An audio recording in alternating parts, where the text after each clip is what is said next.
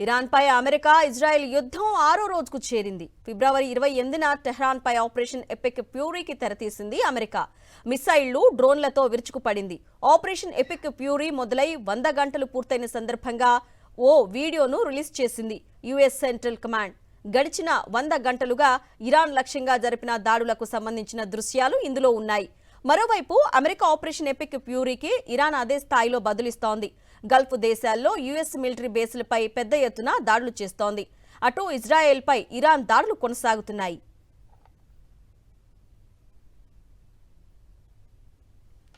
శ్రీలంక వద్ద సముద్రంలో తమ యుద్ధ నౌకను అమెరికా పేల్చేసిన ఘటనను ఇరాన్ తీవ్రంగా ఖండించింది. దీనికి అగ్రరాజ్యం తీవ్రంగా పశ్చాత్తాపపడడం ఖాయమన్నారు.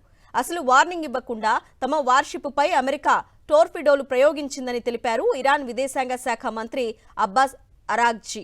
ఐరిస్ డెన్ భారత్కు అతిథిగా వెళ్లిందని, ఆ దేశం బ్యాక్యార్డ్లోనే అమెరికా దాడికి తెగబడిందని మండిపడ్డారు. శ్రీలంక తీరంలో ఇరాన్కు చెందిన ఐరిస్ డెనా యుద్ధ నౌకపై నిన్న దాడి జరిగింది. ఈ ఘటనలో వార్షిప్లోని 150 మంది సిబ్బంది గల్లంతయ్యారు. వారిలో 88 మంది చనిపోయారు. మరో 32 మందిని శ్రీలంక నేవీ కాపాడింది. సబ్మరైన్తో ఐరిస్ డెనాపై దాడి చేసి పేల్చేసింది అమెరికా. వరల్డ్ వార్ II తర్వాత అగ్రరాజ్యం టోర్పిడోలతో యుద్ధ నౌకను ముంచేయడం ఇదే తొలిసారి. ఫిబ్రవరి 17న విశాఖలో జరిగిన ఐఎఫ్ఆర్లో ఐరిస్ డెనా యుద్ధ నౌక పాల్గొంది. తిరిగి ఇరాన్కు వెళ్తుండగా దాడి జరిగింది.